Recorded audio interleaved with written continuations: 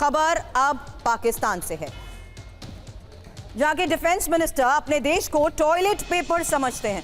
हैरान होंगे आप ये बयान सुनकर। फिलहाल खबर पर एक एक डिटेल, क्योंकि पाकिस्तान की नेशनल असेंबली में वहां के रक्षा मंत्री ख्वाजा आसिफ भाषण दे रहे थे। उनका यह कहना था कि साल 2001 में 9/11 के बाद पाकिस्तान ने अमेरिका का साथ देकर गलती की। ख्वाजा आसिफ ने 2011 के हिलरी क्लिंटन के एक भाषण का उदाहरण दिया, जिसमें हिलरी क्लिंटन पाकिस्तान की तुलना सांप से करती हैं। और इसी दौरान ख्वाजा आसिफ ने कहा कि अमेरिका ने पाकिस्तान का टिश्यू पेपर की तरह नहीं, बल्कि टॉयलेट पेपर की तरह इस्तेमाल किया है और फेंक दिया।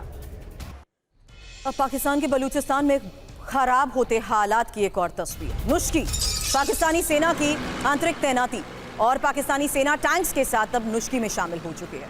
नुश्की के कुछ इलाकों में बीएलए का नियंत्रण है। इसी को लेकर पिछले कई हफ्तों से बड़े दावे किए जा रहे हैं, लेकिन आज की खबर यह है कि अब पाकिस्तानी सेना टैंक्स के साथ नुश्की में शामिल हो चुकी है। द स्टेटमेंट के हवाले से फिलहाल ये एक और बड़ी खबर।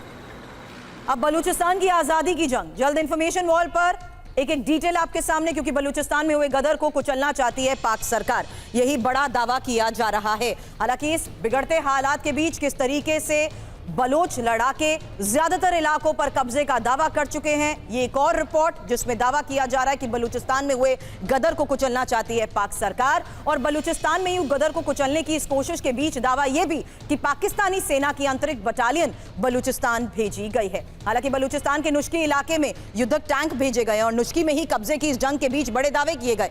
खबर यह कि हथियार गोला बारूद भी नुश्की तक अब पहुंचाए गए हैं, और हथियार और गोला बारूद जिस तरीके से पहुंचाए गए हैं, 31 जनवरी को बीएलए ने अलग अलग शहरों में हमले किए थे।